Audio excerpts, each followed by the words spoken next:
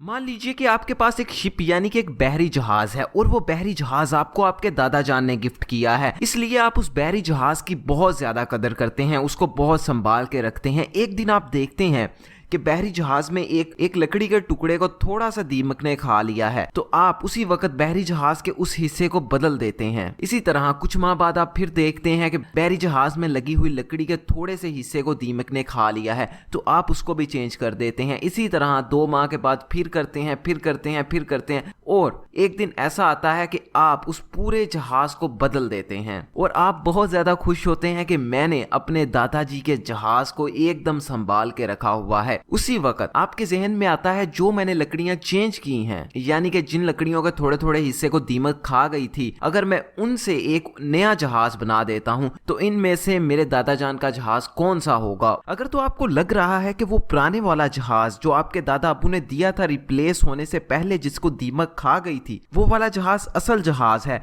तो इस तरह फिर आप वो इंसान नहीं हो जिसको आपके दादा अबू ने जहाज दिया था, क्योंकि आपके जिस्म के सेल्स हर वक्त मर रहे हैं और उनकी जगह नए सेल्स आ रहे हैं। 7 साल के अंदर आपकी पूरी बॉडी इसी तरह से खत्म हो जाती है, यानी कि थोड़ा थोड़ा करके आपकी बॉडी खत्म होती है और उसकी जगह नई आ जाती है।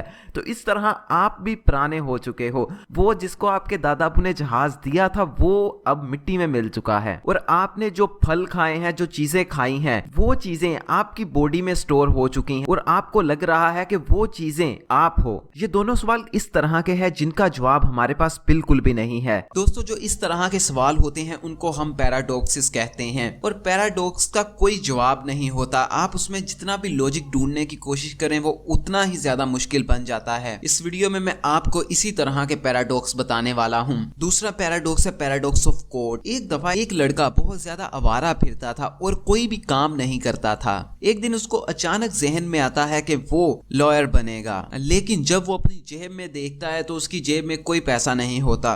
तो ये देख के वो एक वकील के पास जाता है और उसे कहता है कि आप मुझे वकालत सिखा दीजिए, जब मैं सीख जाऊंगा तब मैं जो पहला केस लड़के जीतूंगा तो उस वक्त मैं आपको आपकी फीस दे दूंगा। वकील इस बात में मान जाता है और उस लड़के को वकालत सिखा देता है, लेकिन वो लड़का कुछ ज्यादा ही हडहराम होता है और वो काम नहीं करता, वो वकालत करता ही नहीं है। तो इस बात पे वकील उस लड़के पे केस कर देता है और वकील कहता है कि अगर मैं ये केस हार जाता हूं तो तब भी मुझे पैसे मिलने चाहिए, क्योंकि इस लड़के ने मुझसे वादा किया था जब ये पहला केस जीतेगा उस वक्त मेरे पैसे देगा, और अगर मैं केस जीत जाता हूं, ये हार जाता है तो मैं केस जीता हूं, मुझे तब भी पैसे मिलने चाहिए, मुझे दोनों सूरतों में मेरे पैसे वापस मिलने चाहिए। आप भी यही सोच रहे होंगे कि वकील साहब ठीक कह रहे हैं, लेकिन जरा उस शागिर्द की बात सुनिए। वो लड़का कहता है कि अगर ये मैं केस जीत जाता हूं तो फिर ये मैं केस जीत चुका हूं, मुझे पैसे देने की कोई जरूरत नहीं है, और अगर मैं ये केस हार जाता हूं तो तब मैंने अब तक कोई केस नहीं जीता है, तब भी मैं पैसे नहीं दूंगा।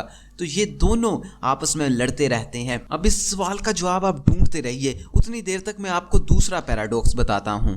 दूसरा पैराडॉक्स है लायर पैराडॉक्स। एक दफा एक आदमी एक पेपर पे लिखता है कि मैं जो कुछ भी बोलता हूँ अपनी जिंदगी में सारा कुछ झूठ बोलता हूँ। तो यहाँ पे आपको लग रहा होगा कि ठीक है, वो सब कुछ झूठ बोलता है, लेकिन अगर वो सब कुछ झूठ बोलता है तो जो उसने बात पेपर पे लिखी है कि मैं सब कुछ झूठ बोलता हूँ, ये उसने सच बोला है। और अगर ये उसने सच बोला है तो वो फिर हमेशा झूठ नहीं बोलता, लेकिन उसने तो लिखा है वो हमेशा झूठ बोलता है, तो इसका मतलब ये हुआ कि ये जो उसने लिखा है वो झूठ लिखा है और वो हमेशा सच बोलता है। इस सवाल का आप जितना भी लॉजिक निकालने की कोशिश करें आपको कुछ भी नहीं मिलेगा। आपने इस सवाल से जितना भी लॉजिक निकालना है आप निकालते रहिए, लेकिन मैं आपको अगला पैराडॉक्स बताता हूँ। अगला पैराडॉक्स बॉलीवुड से रिलेटेड है। बॉलीवुड का डायलॉग, मुझ पे एक एहसान करना है कि मुझ पे कभी कोई एहसान ना करना। इस डायलॉग पे मैं आप पे एक एहसान कर रहा हूँ कि आप पे कोई भी एहसान नहीं कर रहा, लेकिन जब मैं आप पे कोई भी एहसान नहीं कर रहा तो फिर मैं आप पे एहसान क्या कर रहा हूँ, ये बात आपका दिमाग चकराती रहेगी। आप इसका जितना भी जवाब ढूंढ लीजिए, जितना भी आप इसमें से लॉजिक ढूंढने की कोशिश कीजिए कि अच्छा इसका जवाब ये हो सकता है, इसका जवाब ये हो सकता है, लेकिन आपको कोई भी जवाब नहीं मिलेगा। सोचिए, मैं अगला पैराडॉक्स आपको बताता हूँ। अगले पैराडॉक्स में 3 आदमी होते हैं। मान लीजिए कि पहले का नाम ए है, दूसरे का नाम बी है और तीसरे का नाम सी है। इनमें से जो ए और बी हैं ये दोनों बहुत ज्यादा नफरत करते हैं सी से, और सी को ये नहीं पता कि ए और बी दोनों मुझसे बहुत ज्यादा नफरत करते हैं। एक दफा ये तीनों दोस्त रेगिस्तान में एक सफर के लिए जाते हैं, तो उनमें से ए जो होता है वो सी की बोतल में जहर डाल देता है ताकि जब भी सी पानी पिए तो वो मर जाए, और जो बी होता है वो सी की बोतल में सुराख कर देता है ताकि सी का पानी खत्म हो जाए और वो मर जाए। और आखिरकार यही होता है कि सी बेचारा मर जाता है। जब पुलिस उन दोनों को पकड़ती है तो उनमें से जो ए होता है वो कहता है कि मैंने जहर डाला था लेकिन उसने मेरा जहर नहीं पिया, इसलिए मैं उसका कातिल नहीं हूं। और जो बी होता है वो ये कहता है मैंने तो सुराख करके उसकी जान बचाई है कि वो जहर वाला पानी ना पी ले। तो आप कंफ्यूज हो गए होंगे कि इन दोनों में से कातिल कौन है। ये दोनों ही सच्चे हैं। अब आप सोच के मुझको बताइए कि इन दोनों में से आखिर कातिल कौन है जिसने वो बेचारे सी का कत्ल कर दिया है। अब कुछ भी हो, सी तो बेचारा मर गया, उसने तो नहीं लौट के वापिस आना। अगला पैराडॉक्स है ग्रैंडफादर पैराडॉक्स। एक गांव में एक लड़का रहता है। उस लड़के के दादा और दादी की आपस में बहुत ज्यादा लड़ाई होती है। वो लड़का देखता है कि उसका दादा उसकी दादी को बिला वजह मारता है। वो लड़का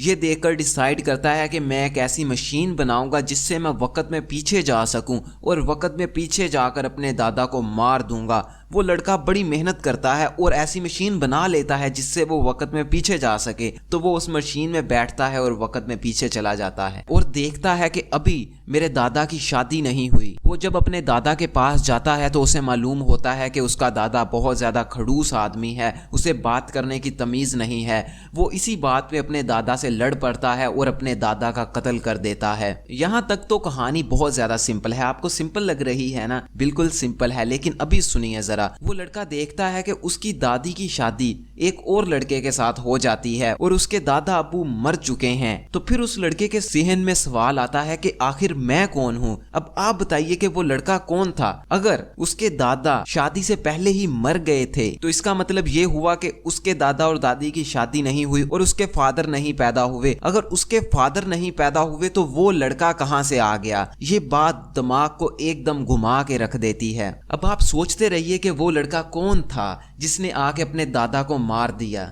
मान लीजिए कि एक ऐसा हथौड़ा है, वो जिस भी चीज पर मारा जाता है वो चीज टूट जाती है, और एक ऐसी शील्ड है जिसको कोई भी चीज तोड़ नहीं सकती। मतलब कि हथौड़ा ऐसा है कि अगर उसको किसी पहाड़ पे मारा जाए तो वो पूरा पहाड़ तोड़ देगा, और शील्ड ऐसी है कि अगर आप उस पे AWM की 1000 गोलियां चला दें उस पे खरोच तक नहीं आएगी। तो यहाँ पे सवाल ये है कि अगर मैं उस हथौड़े को उस शील्ड पर मारूं तो क्या होगा? अगर तो हथौड़ा उस शील्ड को नहीं तोड़ पाता तो इसका मतलब है कि वो हथौड़ा ऐसा नहीं है जो हर चीज को तोड़ सके, और अगर वो शील्ड टूट जाती है तो इसका मतलब ये है कि वो शील्ड ऐसी नहीं है जिसको तोड़ा ना जा सके। देखिए, इस बात का जवाब तो उसी वक्त मिल सकता है जब मार्वल एक ऐसी मूवी बनाए जिसमें थोर और कैप्टन अमेरिका लड़ते हैं और हम देखें कि उनमें से कौन जीतता है, तभी पता चलेगा कि क्या होगा। अगला पैराडॉक्स बहुत ही ज्यादा इंटरेस्टिंग है। एक दफा एक वालिद अपने छोटे से बेटे के साथ झील के किनारे खड़ा होता है। दोनों बाप बेटा बहुत ज्यादा इंजॉय कर रहे होते हैं। अचानक झील से एक मगरमच्छ निकलता है और उसके बेटे को पकड़ लेता है। उसका बाप उसकी मिन्नतें शुरू कर देता है कि भाई छोड़ दो हमें, हम तो अकेले हैं, बाप और बेटा छोड़ दो इसको, ये अकेला है मेरे साथ इस दुनिया में, अगर तुमने इसको खा लिया तो मैं इस दुनिया में अकेला रह जाऊंगा, प्लीज छोड़ दो। तो उसकी ये बातें सुन के मगरमच्छ को थोड़ा सा आदमी पे तरस आता है और वो कहते हैं अच्छा मैं इसको छोड़ दूंगा, लेकिन अगर तुमने मुझे ये बताया कि मैं इसके साथ क्या करने वाला हूँ,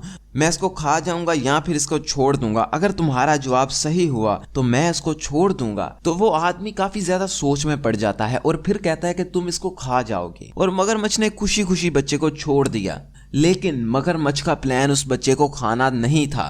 देखो, अगर मगरमच्छ का प्लान उस बच्चे को खाना होता और आदमी ये कहता कि तुम इसको खा जाओगे, तो तब भी मगरमच्छ को छोड़ना पड़ता। और अगर मगरमच्छ का प्लान ये होता कि उसने बच्चे को नहीं खाना है और तब आदमी ये कहता कि तुम उसको खा जाओगे, यानी कि गलत कह देता, तो तब भी मगरमच्छ को उसे छोड़ना पड़ता। क्यों? क्योंकि अगर वो बच्चे को खाना शुरू करता, उसे कहता कि मेरा प्लान तो था नहीं खाना, और उसको खाना शुरू करता, तो उस आदमी की बात फिर से सच हो जाती, यानी कि दोनों सूरतों में ही उसको छोड़ना पड़ता। ये पैराडॉक्स इंटरेस्टिंग हो या ना हो, लेकिन उस बच्चे की जान बच गई है यार। अगर आपने अभी अभी तक लाइक नहीं किया तो लाइक कर दें और सब्सक्राइब करने के बाद बेल पर जरूर क्लिक कीजिएगा। इससे ये होगा कि मैं जब भी नई वीडियो बनाऊंगा तो उसका नोटिफिकेशन आपको मिल जाएगा। और मैं हमेशा इसी तरह की बहुत इंटरेस्टिंग वीडियोस बनाता रहता हूं, इसलिए आप मेरे चैनल को जरूर विजिट कीजिएगा। अभी जाकर देखिए और आपको मिलेंगी बहुत सारी इंटरेस्टिंग वीडियोस।